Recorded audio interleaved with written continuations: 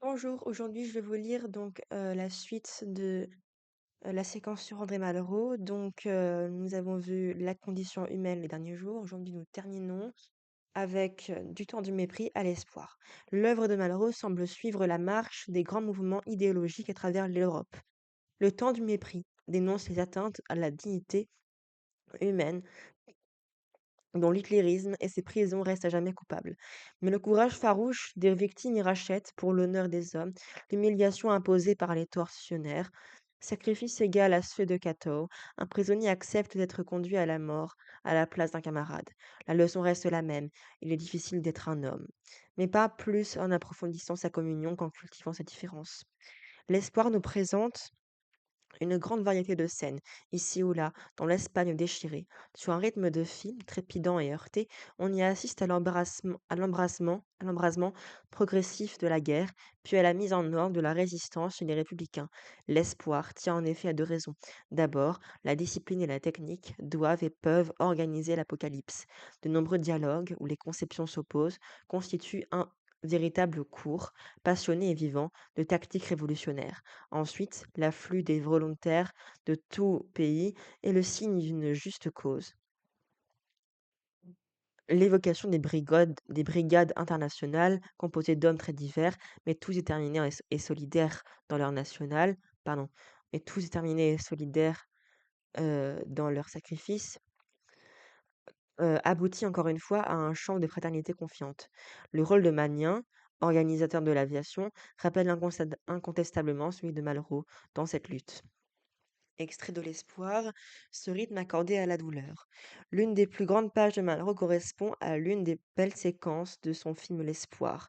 Après avoir évoqué un décor d'éternité, elle atteint, dans sa seconde partie, à une grandeur épique. En effet, le défilé des civières, porté et escorté par la foule anonyme, revêt la majesté d'une scène antique. Mais ici, la fresque funèbre n'est peuplée que de pauvres montagnards, immédiatement accourus au secours, dans la région sauvage de l'Inard.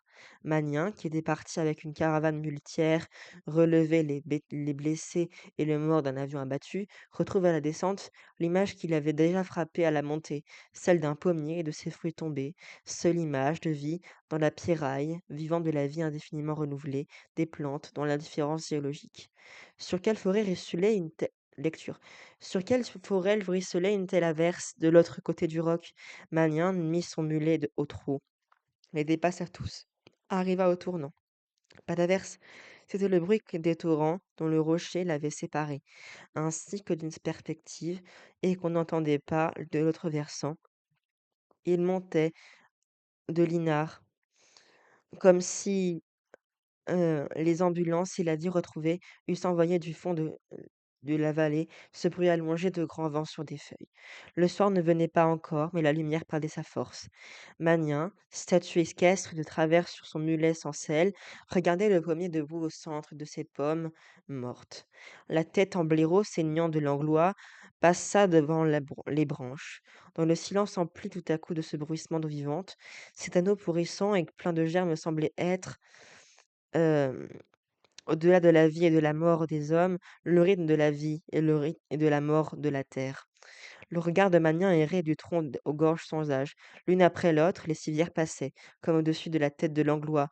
Les branches s'étendaient au-dessus du roulis des brancards, au-dessus du sourire cadavérique de Taillefer, du sourire enfantin de Miro, du plissement plat de Gardet, des lèvres fendues de Scali, et de chaque corps ensanglanté porté par un balancement fraternel.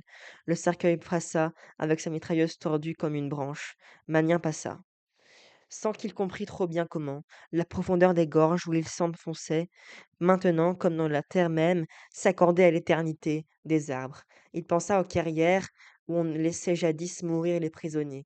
Mais cette jambe en morceaux, mal attachée par des muscles, ce bras pendant, ce visage arraché, cette mitrailleuse sur un cercueil, tout ce risque consenti, chercher que ces rocs blafards pardon, chercher la marche solennelle et primitive de ces brancards, tout cela était aussi impérieux que ces rocs blafards qui tombaient du ciel lourd, que l'éternité des pommes épars sur la terre.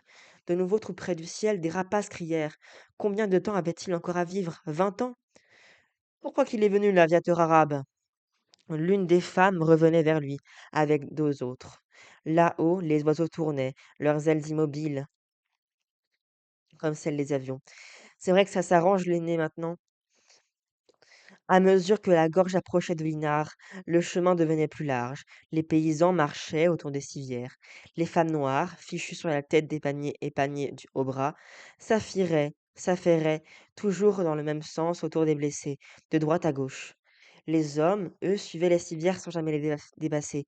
Ils avançaient de front, très droits comme tous ceux qui viennent de porter un fardeau sur l'épaule. À chaque relais, les nouveaux porteurs abandonnaient leur marche rigide pour le geste prudent et affectueux par lequel ils prenaient les brancards et repartaient avec le du travail quotidien, comme s'ils voulaient cacher aussitôt ce que leur geste venait de montrer de leur cœur. Obsédés par les pierres du sentier, ne pensant qu'à ne pas secouer les civières, ils avançaient au pas, d'un pas ordonné et ralenti à chaque rampe. Et ce rythme accordé à la douleur, sur un si long chemin, semblait emplir cette gorge immense, où criaient là-haut les damnés oiseaux, comme l'eût empli le battement solennel des tambours d'une marche funèbre. Voilà, je vous lirai donc un prochain auteur en 4 jours. Merci à regarder. Au revoir.